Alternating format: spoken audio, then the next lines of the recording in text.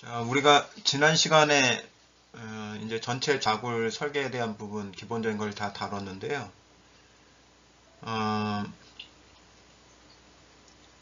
오늘은 요 내용을 한번 총 정리를 하고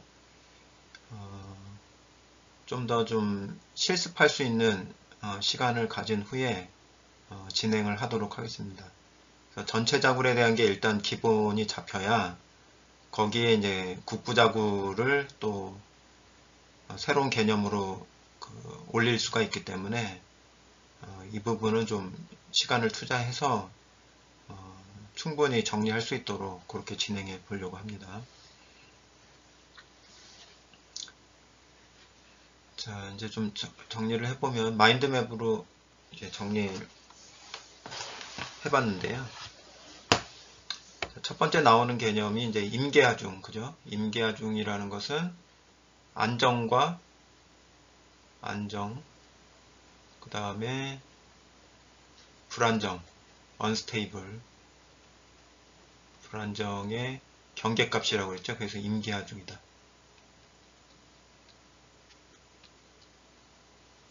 요거를 이제 PCR이라고 하고,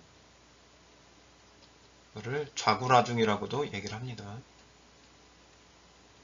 좌굴시에, 좌굴이 발생할 때의 하중. 그래서 우리가 이제 여기서 어떤 공식을 이제 찾아냈냐면, PCR은 L제곱분의 파이제곱 EI. 요 공식을 이제 사용을 했었죠. 그 다음에 이제 임계응력이라는 것은 이 임계 하중을 단면적으로 나눈 거죠.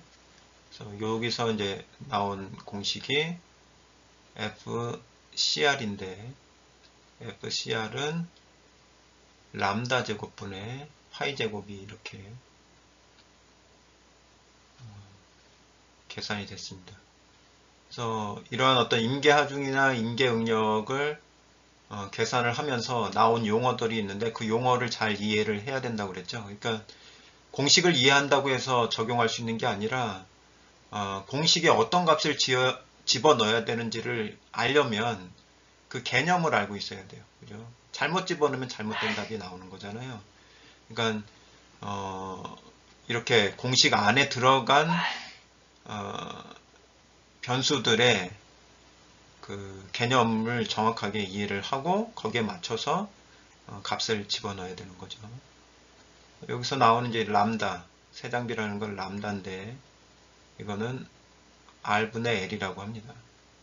그래서 그건 여기서 R이 뭐냐? R은 회전 반경이에요. 회전 반경은 루트 A분의 I 이렇게 계산이 됩니다. L은 기둥의 길이죠. 기둥의 길이. 그 다음에 이제 약축과 강축의 개념이 굉장히 중요한데요. 자, 한번 맞춰보세요. 이렇게 X축이 있고 이렇게 Y축이 있으면 뭐가 강축이고 뭐가 약축입니까? X입니까? Y입니까? 예, 여기 약축이 먼저 나왔으니까 약축은 뭐죠? X축인가요? Y축인가요?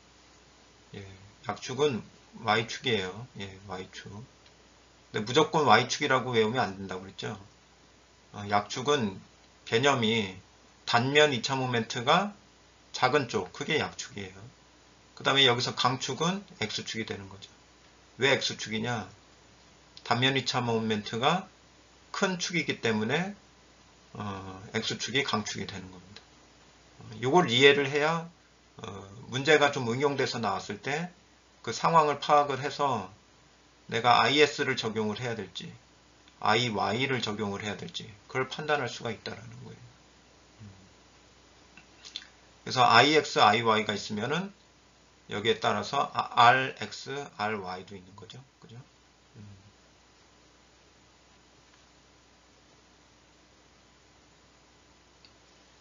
그 다음에 이제 유효자굴 계수라는 게 나오는 유효자굴 길이 계수가 나오는데 이거는 이제 주로 K라고 이제 표현이 되는데 왜 유효자굴 길이 계수가 중요하냐? 이걸 통해서 경계 조건을 고려를 할 수가 있기 때문에 그런 거예요. 앞에서 이 공식은 경계 조건이 이런 경계 조건이 양쪽이 힌지인 경계 조건이 거기서 힘을 받을 때. 그럼 이제 다른 경계 조건일 때 만약에 이런 경계 조건일 때는 어떻게 될 거냐? 아니면은 밑에는 고정인데 위에는 힌지인 경우에는 어떻게 공식을 적용을 해야 될 거냐? 그래서 이러한 다양한 경계 조건을 이 공식 하나로 해결하기 위해서 유효자굴 길이라는 개념을 적용을 한 거예요. 그래서 유효자굴 길이는 파괴될 때의 형상을 이제 보면 아는데, 요거는 좌굴 형상이 이런 식으로 일어나고, 얘는 좌굴 형상이 이렇게 생기죠. 얘는 좌굴 형상이 여기는 처진각이 발생을 하고 여기는 처진각이 발생하지 않잖아요. 예, 이런 상태로. 그래서 뭘 찾으라고 그랬죠? 결국에는 사인 곡선을 만드는 그 길이를 찾으라고 그랬죠. 그러니까 얘는 길이가 그냥 L이에요. 그죠? 그러니까 K는 1이 됩니다. 똑같으니까. 그 다음에 요거는 L이 요건 반쪽이잖아요. 그죠? 사인 곡선의 반이잖아요. 그러니까 이만큼 증가를 시켜서 보면은 사실은 이거는 2L이 됩니다. 자, 그 다음에 여기서는 그 사인이 되는 부분이 여기서부터 요 변곡점서부터 여기까지니까 요게 0.7L이 돼요. 그래서 여기 앞에 L 앞에 붙는 요 개수, 숨어있는 요 개수, L 옆 앞에 있는 요 숨어있는 개수가 다 유효자굴 길이 개수가 되는 거예요. 여기는 1이 숨어있는 거죠. 0이 아니라 1이 숨어있는 거죠. 여기는 2고 그 다음에 여기는 0.7이고 예. 그래서 경계 조건에 따라서 이렇게 유효자굴 길이만 고려해주면 동일한 식을 쓸 수가 있는데, 그래서 약간 이제 변형을 시켜야 되는 거죠. PCR은 L 대신에 LK를 쓰는 거죠. LK의 제곱분의 파이 제곱 2i가 되는 거죠. 2i. 여기서 LK는 K 곱하기 L이 되는 거고. 이렇게 적용을 하면은 이제 보편적으로 제너럴하게 쓸 수 있는 식으로 이제 변환이 된 거고요. 그래서 이걸 이제 바탕으로 해서 우리가 이제 내아력 곡선을 이제 그려봐야 되는데, 내아력 곡선은 오일러 곡선하고는 좀 다르죠. 그래서 내아력 곡선은 일단은 단주 범위 내에서, 그 다음에 중간주 범위에서, 그 다음에 장주 범위에서 얘가 어디까지 힘을 받을 수 있느냐 라는 것을 그림으로 나타낸 거예요. 그래프로. 그죠? 이렇게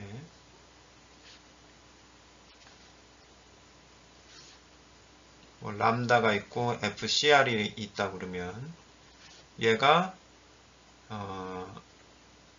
장주, 중간주, 단주에서 어떤 얼마만큼의 응력을 받을 수 있는지를 이제 그림으로 나타낸 건데, 우리가 일단 알 수 있는 것은 이러한 곡선 한번 유도한 게 람다 제곱분의 파이 제곱이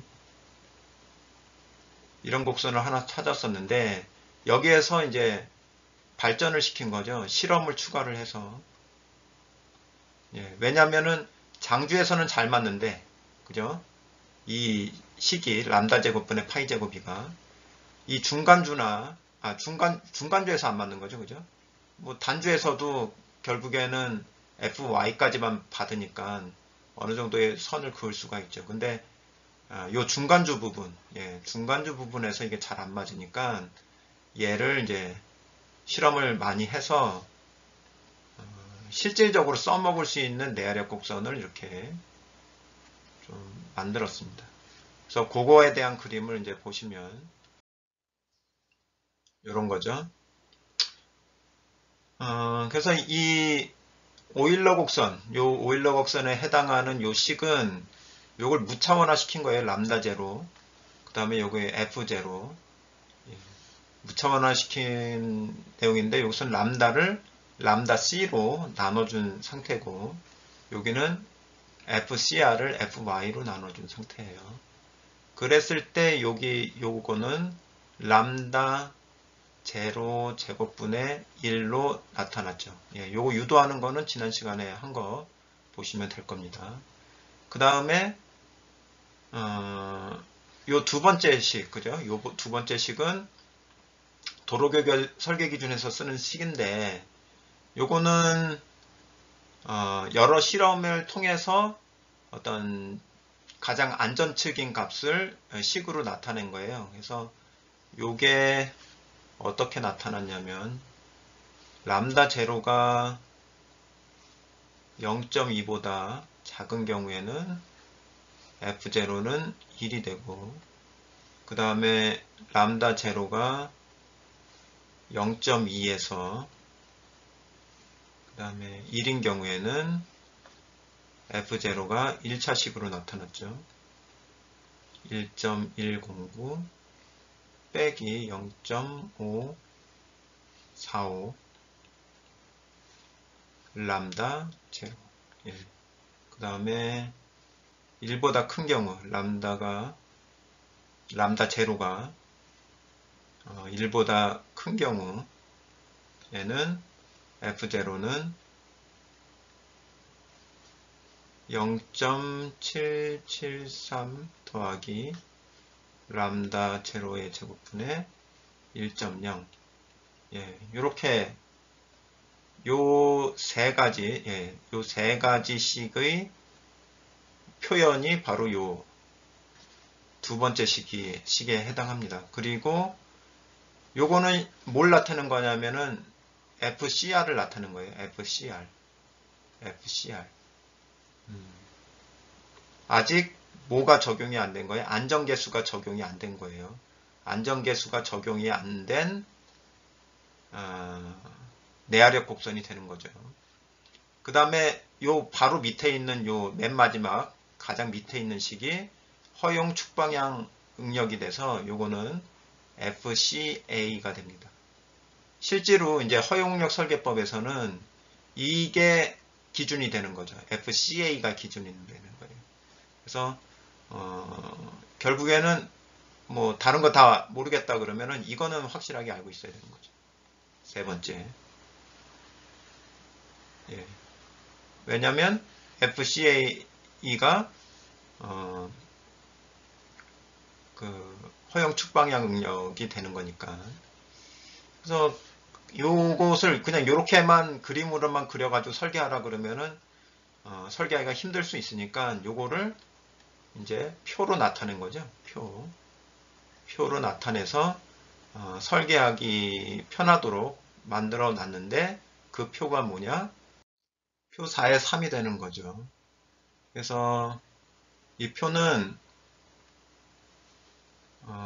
SM400, SM490, 그 다음에 SM520, SM570 대표적으로 이렇게 구분을 해놨어요. 왜냐하면은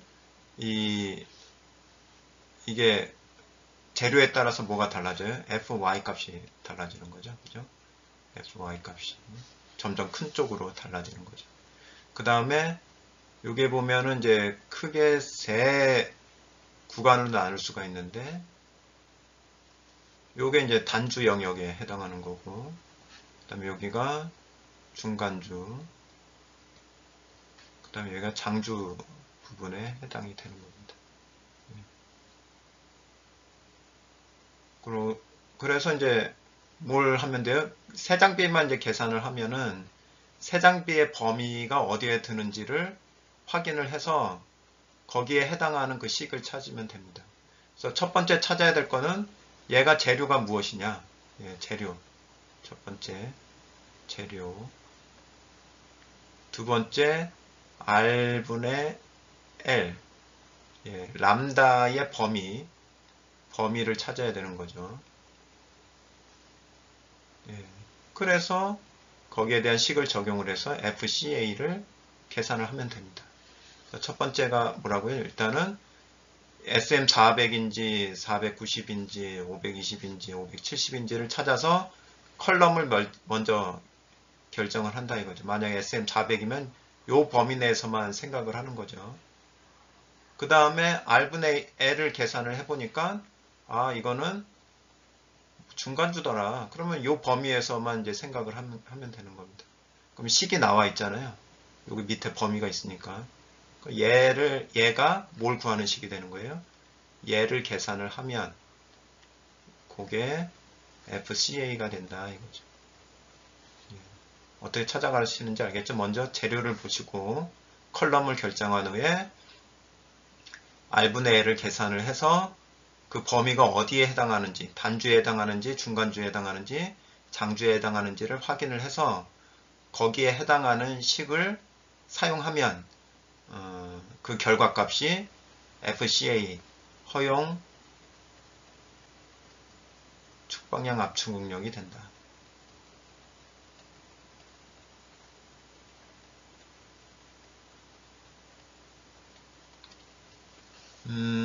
그러면 이제 FCA를 그렇게 해서 계산을 한 다음에 외부에서 작용하는 응력 FC, 압축 응력을 이런 식으로 계산이 되겠죠? 그래서 뭐가 크게끔 만들어줘야 돼요? 허용 응력이 더 크게끔 만들어줘야 되는 거죠. 허용 응력이. 그러면은 이게 설계가 되는 거예요. 그래서 여기까지 해가지고 전체 자굴에 대한 설계 개념과 구체적인 과정을 좀 설명을 드렸는데 이 표에 대한 거를 이번에는 그림으로 그래프로 한번 전환을 해 보도록 하겠습니다. 그러면 훨씬 더 시각적으로 쉽게 이해할 수 있는 부분들이 있으니까 그렇게 한번 그래프로 전환시켜 보도록 하겠습니다. 엑셀 실습에 들어가기 전에 두 번째 과제에 대해서 먼저 공지를 드리도록 하겠습니다.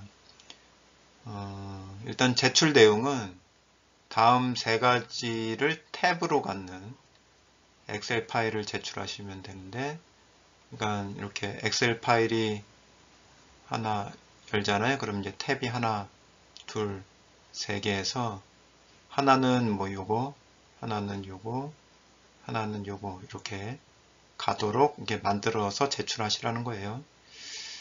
자, 이제 어려운 건 아니고 이제 기본적인 내용들은 다 구체적인 방법들을 다 제가 제시를 해드립니다. 그래서 거기에다가 한두 가지 정도만 더 추가를 하시면은 충분히 하실 수 있는 그 정도의 내용이니까 그렇게 많은 시간이 소요되는 부분은 아니라고 생각이 듭니다. 먼저 이제 허용 압축응력 그래프라는 건 뭐냐면 제가 요거 두 개를 하는 방법을, 두 개를 같이 그리는 방법은 알려드릴 거예요. 그러니까 그래프가 있으면은 이런 식으로 두 개를 함께 그리는 방법은 알려드린다는 거죠. 그럼 여러분들이 하실 거는 이 네 가지를 함께 포함을 시켜가지고 그린 그래프, 그거를 여러분들이 작성하셔가지고 제출하시면 되고요. 두 번째는 이제 SM 강제의 허용 압축응력 계산서인데 요거 2번에 대한 거는 제가 상세하게 설명을 해드립니다. 그러면은 그거 따라서 일단 해서 완성을 하시고, 그죠? 일단 얘를 완성하고, 그 다음에 요거를 요거에서 이제 재료만 490으로 바꿔가지고 추가 하시면 이제 끝나는 게 되는 거죠. 그래서 여기에 1번, 여기 2번, 여기 3번 이렇게 탭으로 들어가게끔 만드셔가지고 제출은 11월 3일 오전 9시까지 그렇게 제출을 하시면 될 것 같습니다. 그래서 요 실습에 대한 것들은 이제부터 좀 같이 한번 진행을 해 보도록 하겠습니다.